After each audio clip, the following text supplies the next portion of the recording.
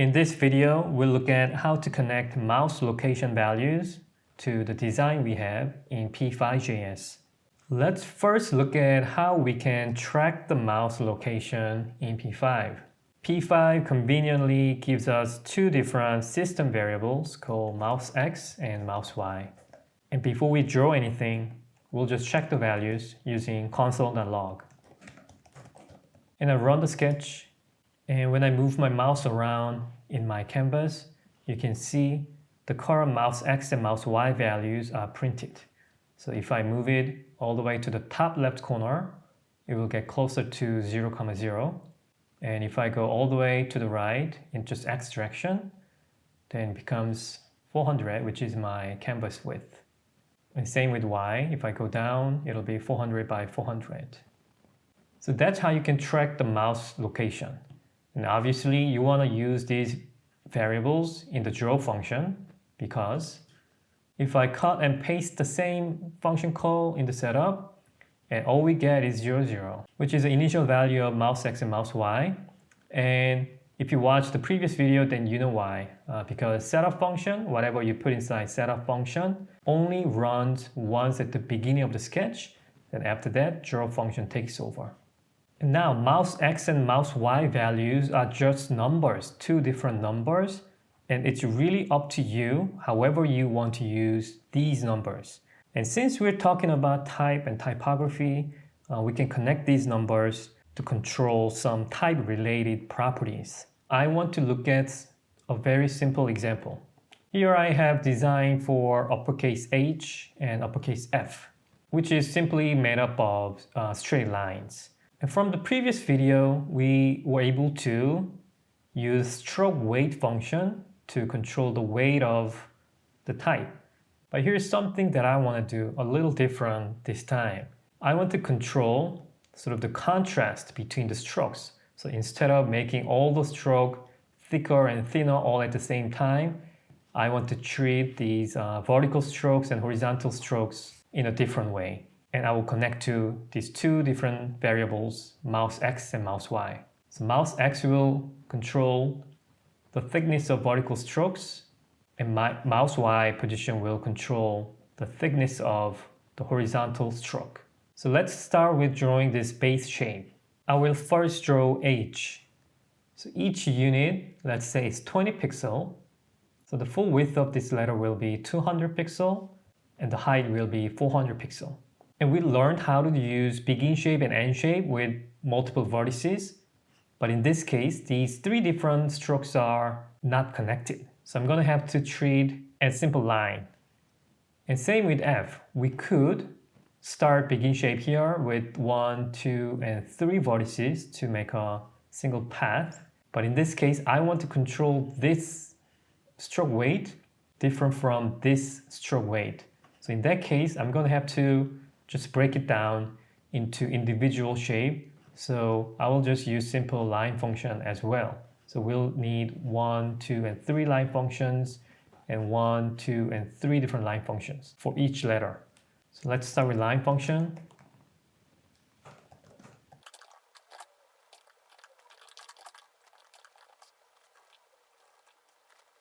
That's my H, and let's move on to F.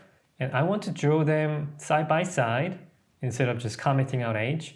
So here, instead of treating this as 0, 0, I'm going to treat this as 200, 0. So everything will have to shift relative to 200, 0. So if I draw this vertical stroke, that will be 220 and Y20.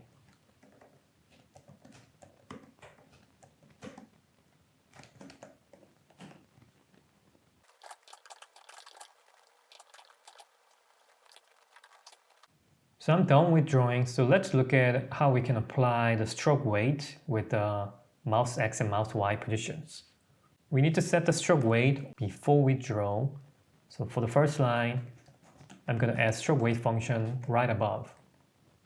And let's say 20 and see how it looks. Obviously, when you apply the stroke weight of 20, everything that's drawn below it will get affected by it.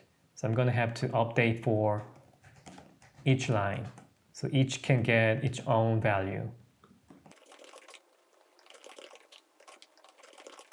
So I'm just using some random numbers just so I can see that everything is working fine. Okay, now it's all working. So it's time to think about how to connect to the mouseX and mouseY. So instead of using these numbers, 20, 2, 10, all these numbers that are used for stroke weight, we can instead replace with mouseX or Y. So like I said, I want to control these vertical strokes with my mouseX position. So in this case, this one, 20, and this 10, I will replace with mouseX variable. And let's see how it looks. So right now, because my mouse sort of is outside of the canvas and we sort of refresh the sketch, the default value is 0, 0. That's why we're not seeing anything at all. But once I start moving into the canvas and start sort of moving my cursor to the right, you will see the stroke weight start to increase. At some point, it increased too much, so it's filled up the entire screen. But at least now we can see my mouseX is working properly. And then we can connect this horizontal stroke to mouseY. And now, if I move it down or move it right, you see how these values work. And what's great about using variables is that you can use it multiple times, as we have already done here, right? So we use mouseX twice. But not only for this H shape, we can use the same variables to control F shape, or if you had more shape than just 2, then you can also connect mouseX and mouseY and keep using the same values. So in the case of F, instead of using stroke weight of 6, I will also use mouseX. So let's check it out. Great. It's working. And the rest 2 strokes will be controlled by mouseY.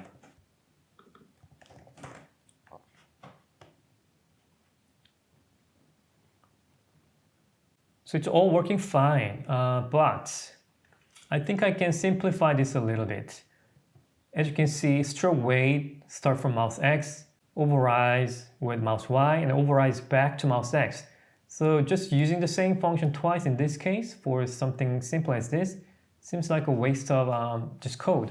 So instead of calling mouseX twice, what if I move this line function on top here? So that both of these lines will use mouseX. And same here, mouseY, instead of repeating twice, I can simplify code a little bit, like this. And another thing that I'm noticing is that as I'm moving my mouse towards right and bottom, the stroke weight gets way too thick. And there are several ways of handling this issue. We can use like map or constraint function, but because we don't know how to use those functions just yet, we can do a little bit of simple arithmetic here. Instead of using mouseX value directly, which goes from 0 to 400, I will divide it. If I divide it by 100, then the max stroke weight value will be 400 divided by 100, so it becomes 4. So it doesn't get too extreme. But 4 seems like maybe a little too small. So what if I divide it by 10? So the max value I get, it will be 40 pixel. That's more manageable. So that's what I'm going to do for all the stroke weight that I'm using.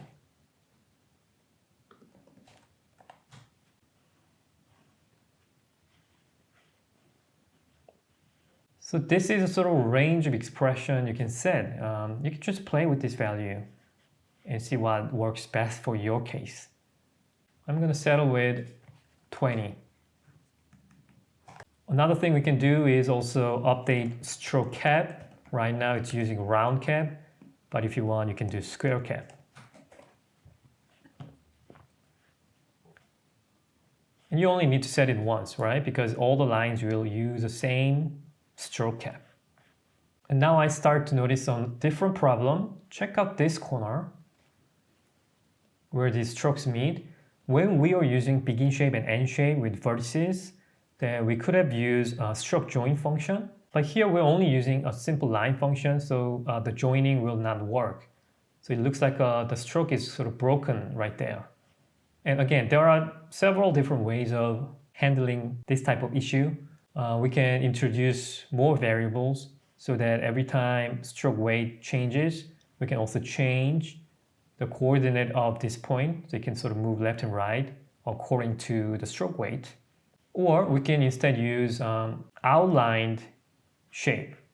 So not just simple line shape we're using, but we'll just use a bunch of vertices that are connected to create this outline. But right now, we'll just leave it as it is. And something you could do for practice is we just drew simple H and F, two different letters. But what if you have more letters? And different letter shapes will bring different challenges